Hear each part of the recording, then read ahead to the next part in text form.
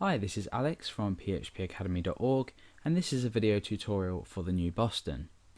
Now, we've already looked at event handling in jQuery, however now we're going to create an example application. This application is going to involve a text area with a max length, a limited amount of text that can actually be typed into the text area. But what we're going to do is we're going to use jQuery to feed back to the user how many characters they have remaining. So you've probably seen this on sites such as Twitter. When you type a tweet into the box, it will tell you how many characters the user has remaining. So let's go ahead and actually design out our HTML. I'm going to create a text area just here, and I'm going to give it some attributes in just a moment.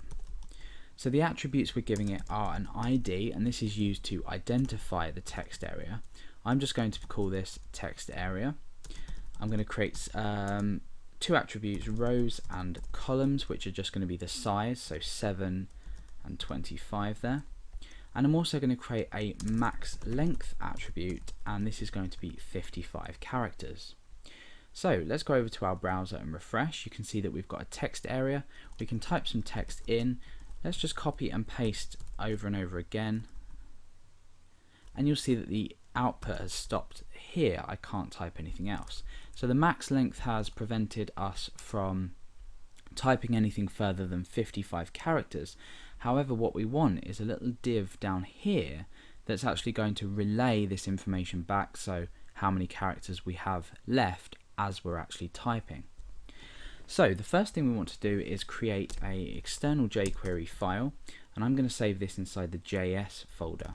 I'm going to call this textarea.js. The next thing to do is go ahead and create the div, and this is going to have an ID of text area feedback. So as the user types, this div is going to be constantly updated with the amount of characters that the user has left to type. Okay, so inside textarea.js, we first of all need to use the document ready functionality of jQuery to actually display an initial character count, and this is automatically going to be 55.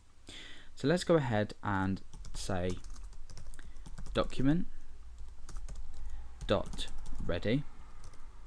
So in jQuery we use a $, and then we're referencing the document, spell it properly, .ready, and inside of here we're going to create a function.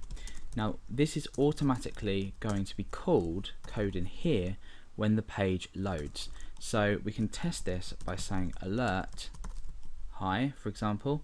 When we refresh the page, okay, so we haven't included this textarea.js file in our page yet, so let's go ahead and do that now. So script type equals text/JavaScript. The source is going to be js/textarea.js, and we end the script just there. So let's go ahead and refresh our page to see that notice come up. We've got an alert box coming up saying hi, so we know that our document ready function is working.